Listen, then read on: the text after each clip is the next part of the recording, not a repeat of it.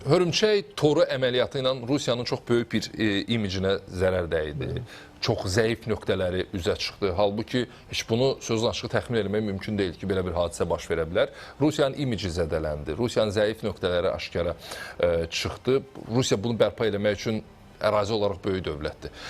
Bərpa etmək üçün əlindən gələni eləyəcək. Amma necə, qısa vaxt ərzində necə bunu reallaşdıra bilər?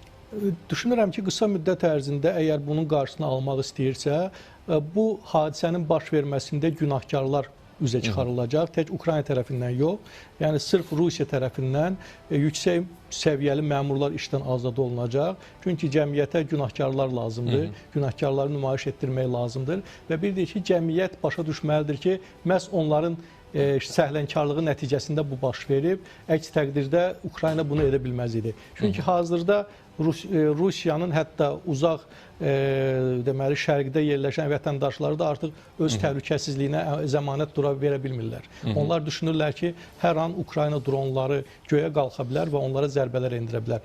Əlbəttə ki, bu Rusiyanın daxilinə, Rusiyanın imicinə çox ciddi zərbə vurub, Rusiya rəhbərliyinin, Rusiya hərbi maşınının imicinə, Rusiya müdafiəsinin imicinə çox ciddi zərbə vurub və bunun aradan qaldırılması üçün dediyim kimi çox işlər görülməlidir və düşünmürəm ki, qısa müddət ərzində hansısa bir real nəticə əldə etmək olsun.